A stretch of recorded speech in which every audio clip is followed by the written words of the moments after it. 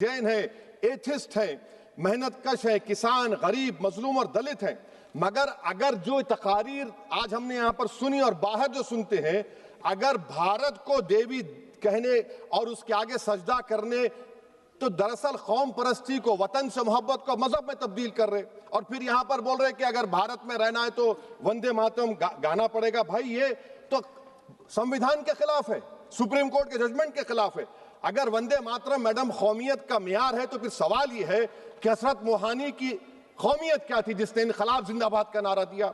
अगर यूसुफ मेहरली ने quit India Simon go back का नारा दिया तो उसकी कौमियत क्या थी? अगर हैदराबाद से मौलवी अलाउद्दीन जो मक्का मस्जिद का पहला मुजरिम है काला पानी में, और तुरेबाज खान जो मारकर लाश को लटका दिया गया था हैदराबाद में 8 दिन तक, उसकी कौमियत क्या थी? अगर इनायतुल्लाह काफी जो जिहाद का फतवा अंग्रेजों के खिलाफ दिया मुरादाबाद में, जब उनको 2 दिन में फांसी की सजा दी गई, और जब फांसी की सजा के वो जा रहे हैं तो इनायतुल्लाह मौलाना काफी की जबान पर क्या था? वो रसूलुल्लाह हमारे प्रॉफिट की नात पढ़ रहे थे। क्या पढ़ रहे थे? कोई गुल बाकी रहेगा ना चमन रह जाएगा, पर रसूलुल्लाह का दीन हसन रह जाएगा। तो उनकी कौमियत क्या थी? माल्टा की जेल में महमूदुल हसन, हुसैन अहमद मदनी 6 महीने माल्टा की जेल की ग्राउंड में पड़े रहे, उनकी कौमियत क्या थी? अल्लामा फजले खैराबादी का वो सेल काला पानी का पुकार पुकार कर से पूछ रहा है, जो वहीं पर मर गए, खबर वहां पर है, बताओ मेरी कौमियत क्या थी? मैडम, मैं एक मुसलमान हूं, मैं इस्लाम को मानने वाला बावकार इंसान हूं, और मेरे मजहब की बुनियादी तालीम तौहीद है, ला इलाहा इल्लल्लाह, नहीं है कोई खुदा सिवा अल्लाह के। और कुरान में अल्लाह क्या बोल रहा? इय्याका नाबुदु इय्याका नस्तईन, तुम मेरी इबादत करो, मुझे मानो। मुझे कहां से मिल रहा? आर्टिकल 25 से मिल रहा है। मुझे कहां से मिल रहा है? Liberty of thought, expression, belief, faith and worship से मिल रहा है। तो इसको जोड़ना ये बहुत ही खतरनाक होगा। और हमारे प्रॉफेट मोहम्मद सल्लल्लाहु अलैहि वसल्लम जब मदीने को गए तो उन्होंने उस वतन के लिए दुआ की, कहा कि अल्लाह मदीने की मोहब्बत हमारे दिलों में और इजाफा कर दे, मक्के से ज्यादा कर दे। तो ये इस्लाम, मुसलमान होना, हमारे ईमान में मुल्क की मोहब्बत बीच में नहीं आती, और मुल्क से मोहब्बत है और रहेगी हमेशा, क्योंकि ये अजीम कुर्बानियां यहां पर शामिल है जिन्होंने जंग आजादी में हिस्सा नहीं लिया। आज अगर वो वतन की मोहब्बत का दर्ज देंगे तो बड़ा गलत होगा। मैडम, मैं आपके सामने एक चीज पढ़ूंगा। 1937 रविंद्रनाथ टैगोर ने लेटर लिखा सुभाष चंद्र बोस को, मैं सिर्फ किसी ने नहीं पढ़ा ये। क्या कहा टैगोर साहब ने? But parliament is a place of union for all religious groups and there the song can not be appropriate. When Bengali Muslims show sign of stubborn fanaticism, we regard it intolerable. When we too copy them and make unreasonable demands, it will be self-defeating. ये मैं इसको ले करूंगा madam, आप देख लीजिए। फिर दूसरी तरफ मैडम आप आ जाइए, मैं यहाँ पर बैठकर, हाँ, जितने तकारीर यहाँ पर हुए सब जनगण मन पर तनकीद किए। तो मैडम मुझे ये कहना पड़ेगा कि जनगण मन पर आप लोग इतनी तकलीफ क्यों उठा रहे हैं? आखिर इतनी तकलीफ क्यों है? तो मैं जब जाकर देखा तो मुझे 28 दिसंबर का ऑर्गेनाइजर मैगजीन का आर्टिकल मिला, जिसमें ऑर्गेनाइजर लिखता है कि what is the moral sanction behind government choice of Jana Gana Mana, except that it can be made an item of entertainment at the sumptuous parties thrown by government officials. आप बताइए, इसका बोलेंगे आप? और फिर उसके काइंड कैसा करते हैं? It will mean we can not love our motherhood. Madam please, it will mean that Vande Mataram is buried alive with the word Jangan Mana on the tombstone, for the tomb will also be of Jangan Mana of the will of the people. इस पर आप क्या बोलेंगे? Madam, मैं आपको ये बताना चाह रहा हूं कि वतन की मोहब्बत हमारे लिए बहुत अहम है, मगर ये बताइए हमको कि अभी मैडम यहाँ पर आनंद मठ के बारे में बहुत कुछ कहा गया। मैं सिर्फ 2 मिसालें आपको देता हूं। आनंद मठ के पेज नंबर 70 और 80 को पढ़ लीजिए। इसके बाद सनातन जहां मुसलमानों के घर पाते थे, इन्हें आग लगा देते थे। आप पेज नंबर 98 पढ़िए। हमें सिर्फ इन मुसलमानों को जड़ से खत्म करना है क्योंकि खुदा के दुश्मन बन चुके हैं। मान्यवर, मैं थोड़ी स्पष्टता के लिए आंकड़ा देना चाहता हूं। मई 14 में श्रीमान नरेंद्र मोदी इस देश के प्रधानमंत्री बने, तब से उनको आपत्ति है। तो एनडीए क्या क्या जीती? 3 लोकसभा चुनाव हम जीते, 41 राज्यों के विधानसभा चुनाव जीते, तो हम 44 विधानसभा टोटल चुनाव जीते हैं 2024 से 25 तक। मगर वो भी 30 चुनाव जीते हैं अलग अलग विधानसभा में, 30 जगह पे। अगर मतदाता सूची करेक्ट है तो क्यों शपथ लिया, क्यों चुनाव लड़ा? आप बताइए देश की जनता को। आप लोग यहाँ कैसे पहुंचे? श्री राहुल गांधी जहां से चुनकर आए हैं, चुनकर आए थे, वो वायनाड की मतदाता सूची में भी मेरी पार्टी ने प्रेस कॉन्फ्रेंस कर इसी प्रकार की डिस्क्रिपेंसी को बताया है। इसका जवाब नहीं देते। हमने अमेठी का भी बताया है, इसका जवाब नहीं देते हैं। मान्यवर, एक चुनाव की मतदाता सूची में जो थोड़ी बहुत गलतियां हैं, उसको वो लोग मुद्दा बनाते हैं चुनाव हारने का। चुनाव हारने का कारण है नहीं, मैं अंत में बताऊंगा क्यों हारते हो चुनाव, मैं बताऊंगा मान्यवर अंत। परंतु फिर भी चलो मान ले कि मतदाता सूची ठीक नहीं है, तो गहन पुनर्निरीक्षण का मतलब ही ये है कि मतदाता सूची को सुधारने की प्रक्रिया। अब इसमें आपके बीएलए सहयोग नहीं करते हैं, आप उसका बहिष्कार का ऐलान करते हो, आपकी राज्य सरकारें जहां है वो मदद कम करती हैं, तो कैसे मतदाता सूची का शुद्धिकरण होगा? जो आपकी डिमांड है वो ही चुनाव आयोग कर रहा है। आपकी डिमांड है कि मतदाता सूची ठीक हो, वो चुनाव आयोग कर रहा है। मगर हुआ क्या है मान्यवर मालूम है? इनको अब अगर प्रेस में कोई पत्रकार उनको पसंद ना आए ऐसा सवाल पूछते हैं तो तुम बीजेपी के एजेंट हो ऐसा कहते हैं। मान्यवर, सवाल जो भी हो उसको लेना चाहिए। मान्यवर, पत्रकार कभी बीजेपी का एजेंट नहीं होता है। मगर आप अगर ऐसा मानते हो कि लोकतंत्र में आपको पसंद आए ऐसे ही सवाल पत्रकार पूछे, तो ये नहीं हो सकता। इमरजेंसी नहीं है भाई, इमरजेंसी नहीं है।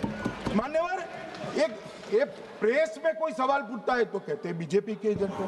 केस हारते हैं तो जज पर आरोप कर देते हैं, चुनाव हारते हैं तो ईवीएम पर आरोप करते हैं। ईवीएम की दलील अब गले नहीं उतरती तो वोट चोरी का मुद्दा लेकर आए। वोट चोरी का मुद्दा लेकर पूरा बिहार में यात्रा निकाली, फिर भी हार गए। अब हारने का कारण आपका नेतृत्व है, ये हारने का कारण ईवीएम और मतदाता सूची नहीं। और अगर ये मानते हैं मान्यवर, अगर ये मानते हैं कि इनको कोई पूछने वाला नहीं है, भगवान करे मैं गलत पड़ जाऊं, कांग्रेस के कार्यकर्ता इनका हिसाब मांगेंगे। एक दिन कांग्रेस के कार्यकर्ता इनका हिसाब मांगेंगे कि इतने चुनाव कैसे हार गए। मान्यवर, कोई जज आजादी के इतने साल में नहीं हुआ है मान्यवर कि कोई जज एक जजमेंट दे तो जज के खिलाफ इंपीचमेंट लेकर आते हैं। अपनी वोट बैंक को एड्रेस करने के लिए इंपीचमेंट लेकर आते हैं मान्यवर। और ये सारे ने तो साइन कर दिया, साथ ही साथ उद्धव जी ने भी साइन कर दिया। उद्धव जी, जजमेंट क्या है? एक पहाड़ी पर मान्यता है कि हाँ सबसे ऊपर दिया जलाया जाए। मान्यवर, एक वोट बैंक को संभालने के लिए एक हाईकोर्ट के जज के सामने इंपीचमेंट लेकर आए हैं। देश की जनता उनको मदद नहीं करे।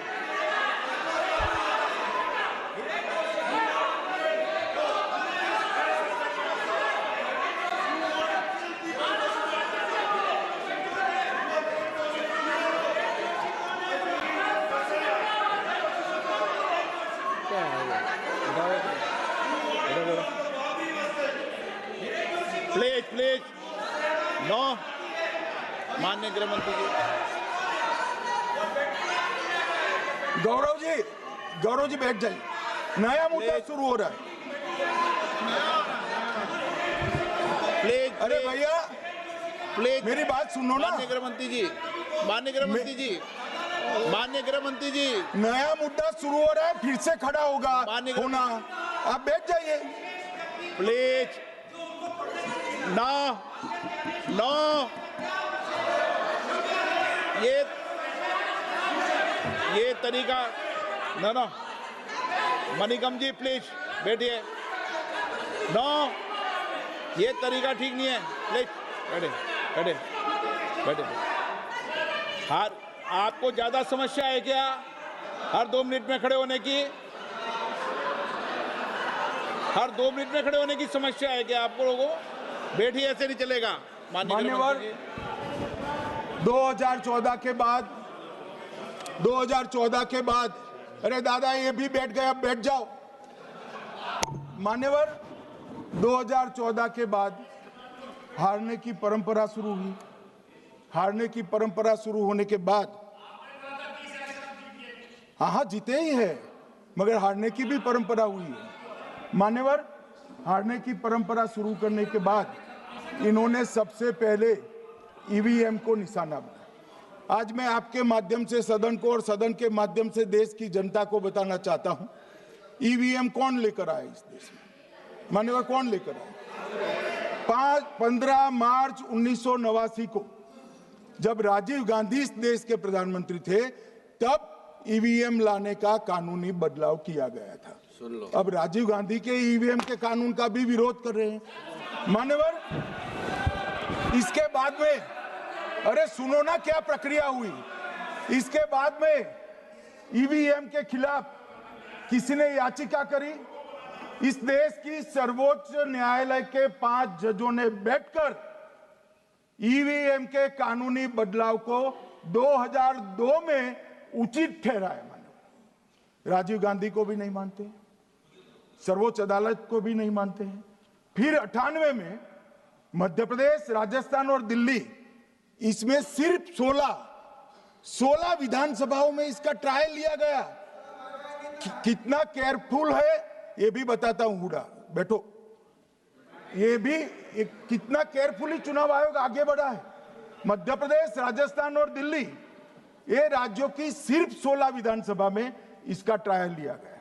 हर प्रकार से चेक कर ईवीएम का उपयोग सबसे पहली बार पूरे देश में 2004 में हुआ। 2004 का महत्व है माननीय, सबसे पहले 2004 में हुआ। पूरे लोकसभा चुनाव हमारे समय में ईवीएम का उपयोग हुआ। लाए राजीव गांधी, वहां से लेकर 2004 तक। और 2004 के चुनाव में कौन जीता भाई? वो जीत गए। उस वक्त ईवीएम की चर्चा बंद। 2009 का चुनाव हुआ, पूरा ईवीएम से हुआ, ये जीत गए। चुप्पी साध ली। 2014 में सब हम जीते तो कौ चालू कर दी। वो सरकार में थे। मान्यवर, ये क्या है? जब कानून आप लाए, मशीन आपने इंट्रोड्यूस किया, चुनाव आप पहला जीते मशीन से, दूसरा चुनाव जीते, मौत से 10 साल राज किया और हार गए तो फिर रोते हैं। मान्यवर, देश की जनता मानती है इसको। और दूसरी बार जब चुनाव आयोग को भी लगा कि सच्चे झूठे आरोप होते हैं, तो इस पर रिसर्च की एक प्रक्रिया हुई। मानिएगा 5 साल रिसर्च के बाद वीवीपीएटी की इंट्रोडक्शन हुआ। ये वीवीपीएटी क्या है? मैं जब वोट दबाता हूं तो समझ गए दादा, धन्यवाद। मान्यवर, मैं जब वोट दबाता हूं तो मैंने कमल के निशान पर वोट दबाया, तो पास में एक पर्ची निकलती है कि आपका वोट कमल के निशान पर रजिस्टर हो गया है।